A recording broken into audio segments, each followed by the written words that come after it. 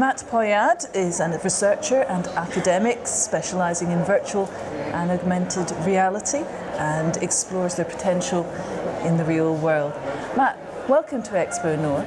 Thank you. It seems like we've been talking about virtual reality for a long time, but the moment really is happening now that we're actually having proper conversations, understandable conversations. Does it feel that way to you? Well, it feels that for the last, let's say, 3, 4, maybe 5 years, virtual reality is getting democratized. It's getting more accessible to the people, and very probably thanks to the development of smartphone, mobile technologies.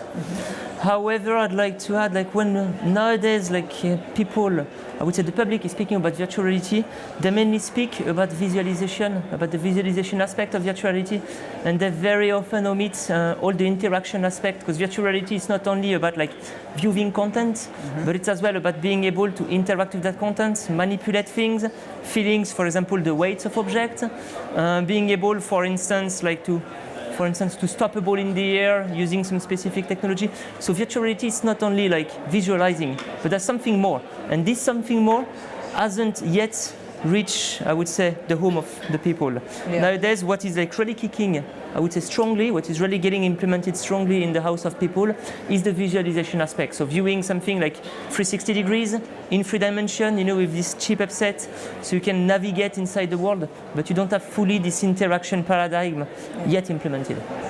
Yeah, I mean, there's been a lot of focus on the idea of virtual reality headsets, but do you think we're going to see it being used more in everyday life, increasingly from now on? I would say I hope, for the sake of my job, yes.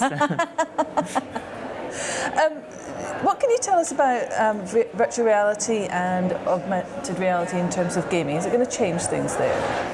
Well, I think it's somehow the change already started, For example, if you remember, a year ago or 2 years ago, we used to have this game called Pokemon Go, which was an augmented reality game which had everybody running like crazy in the cities, looking for some specific Pokemon.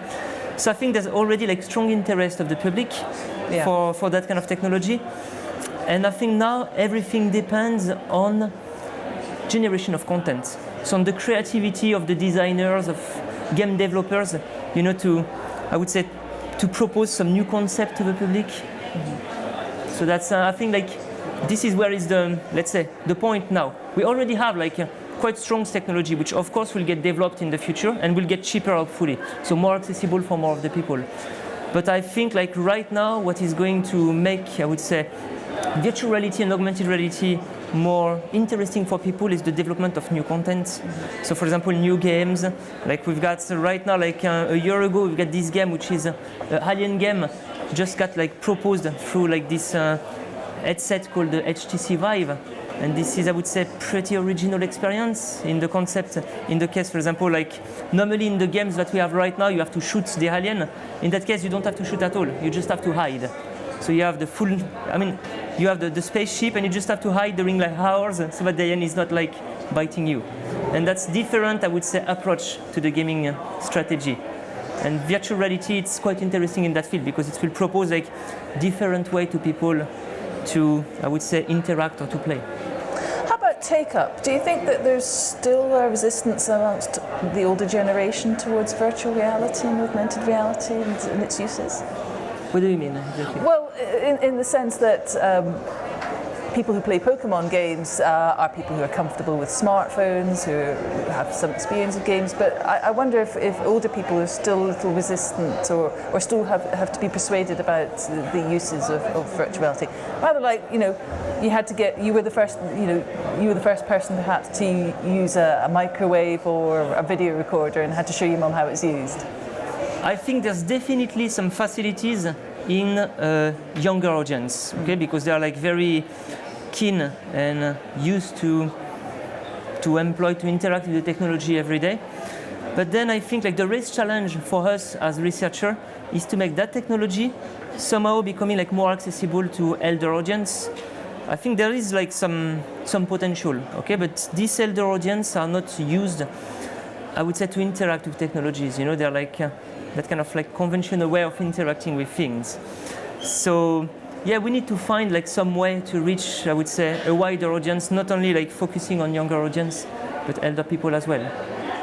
And this can be done, I would say, by just simply by developing, for example, some newer, I would say, simplified interaction concepts. Okay, for example, like if you pick up like a elder person, let's say like my grandfather, you put him in front of a computer, but he doesn't understand very much like what is the concept, like of the mouse, something moving on the table, and you've got an arrow moving onto the screen.